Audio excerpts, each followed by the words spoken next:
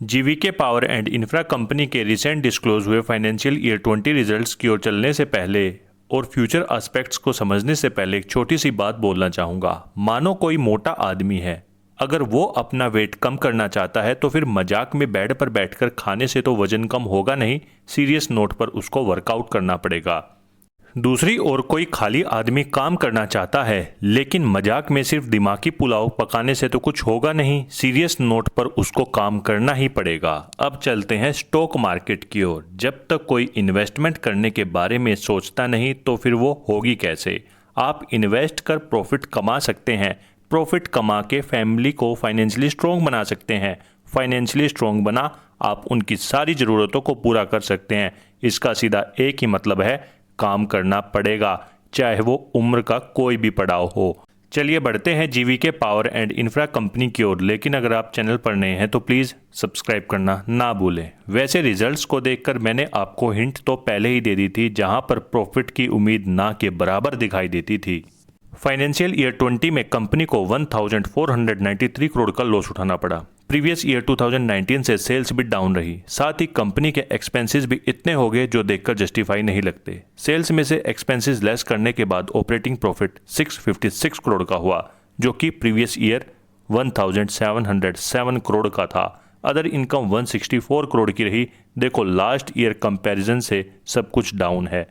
Interest और depreciation less करने के बाद पीबीटी नेगेटिव 1468 करोड़ की रही। टैक्स माइनस करने के बाद फाइनली 1493 करोड़ का लॉस हुआ कंपनी को। लॉस अगर नैरो होता तो फिर हम सोचते भी, लेकिन ये प्रीवियस ईयर से बढ़ गया।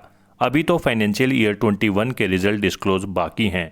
अब ऐसा तो नहीं हो सकता कि कंपनी में सिर्फ नेगेटिव पॉइंट ही हो, कुछ पॉजिटिव भी होने चाहिए। लेकिन फाइनेंशियल ईयर 21 रिजल्ट भी शायद कुछ ऐसे ही रहने वाले हैं। लास्ट ईयर कंपनी के पास सिर्फ 450 करोड़ का फ्री कैश फ्लो अवेलेबल था, लेकिन अब वो बढ़कर 1071 करोड़ का हो। साथ ही कंपनी की बोरिंग्स मार्च एंड 2019 में 14,000 करोड़ की थी, जो कि मार्च एंड 2020 में कम होकर 9,177 करोड़ की रह गई। कंपनी की फिक्स्ड एसेट 14,417 करोड़ से कम होकर 12,400 करोड़। इनका कम होना आप अंदाजा लगा सकते हैं।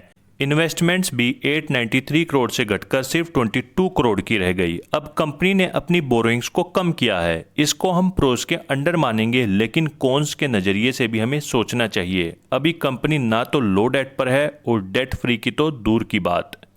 रिकॉर्ड लास्ट 1 ईयर का देखें तो फिर एक बार पॉजिटिव न्यूज़ मिलती है तो दूसरी ओर नेगेटिव। आज की डेट में इस स्टॉक के अंदर सेलर ज़्यादा और बायर कम है।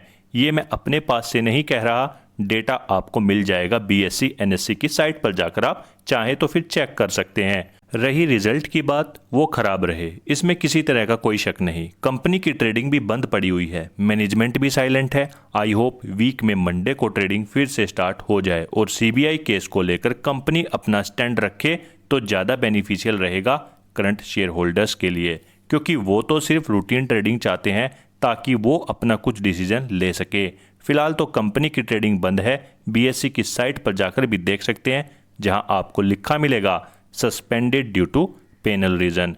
लास्ट ट्रेडिंग 2 अगस्त को हुई थी और शेयर 2.72 पर क्लोज हुआ।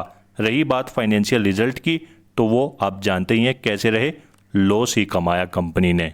देखो पहली बात तो कंपनी अपने पेंडिंग फाइनेंशियल ईयर रिजल्ट को डिस्क्लोज करे। सिर्फ फाइनेंशियल ईयर 20 के रिजल्ट डिस्क्लोज होने से क्या होगा, बीएसई एनएससी तो पेनल्टी लगाएगी ही ना। सीबीआई केस को लेकर मैनेजमेंट साइलेंट ना रहे, सब कुछ उन्हें डिस्क्लोज करना चाहिए। अगर सच में ऐसा कुछ है तो ट्रेडिंग के बंद होने के पीछे टाइमली रिजल्ट का डिस्क्लोज ना करना भी एक फैक्टर हो सकता है। इसके रिगार्डिंग कंपनी कुछ भी इंटीमेशन देती है एक्सचेंज को तो फिर मैं आपको अप टू डेट रखूंगा। हमने यहाँ सिर्फ रिसेंट डिस्क्लोज हुए रिजल्ट को जाना है। ट्रेडिंग के बंद होने के पीछे और ओपन ना होना, इसकी कुछ इन्फॉर्मेशन होगी तो मैं टाइमली आपको अप टू डेट करूंगा, या फिर कुछ और खबर आएगी तो। इस कंपनी को हमने सिर्फ आपके कहने पर कवर किया और कवर करता आया हूँ रिसेंट न्यूज़ के रिगार्डिंग, और इसकी हर एक रिसेंट न्यूज़ पर हमारी नज़र रहेगी। बाकी मिलते हैं नेक्स्ट वीडियो में, तब तक के लिए bye bye and take care.